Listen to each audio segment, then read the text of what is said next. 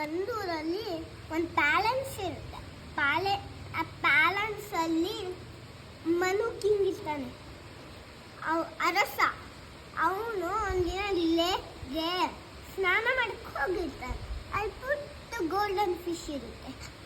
ಅದು ಅವನನ್ನ ಅರಮನೆಗೆ ತಗೊಂಡು ಹೋಗಿ ಟ್ಯಾಂಕಿಗೆ ಹಾಕೋಣ ಅಂದ್ಕೊಂಡ.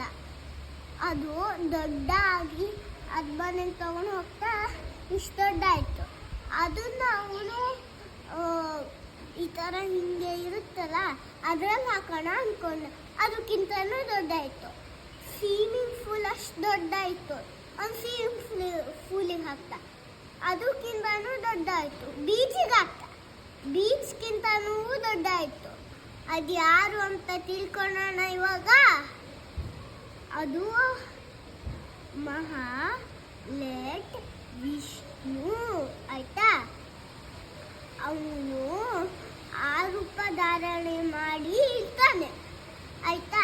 ಯಾಕಂದ್ರೆ ಅವನು ವಿಷ್ಣು ಇರ್ತಾನಲ್ಲ, ಅವನು ನೀನು ಯಾರು ಅಂತ ಕೇಳ್ತಾನೆ. ನಾನು ಮಹಾಲೇಟ್ ವಿಷ್ಣು ಅಂತಾನೆ, ವಿಷ್ಣು ಆಯ್ತಾ. ಆವಾಗ ಇವು ಮನುಕಿಂಗ್ ಇರ್ತಾನಲ್ಲ, ನಮಸ್ಕಾರ ಮಾಡ್ತಾನೆ. Thank you.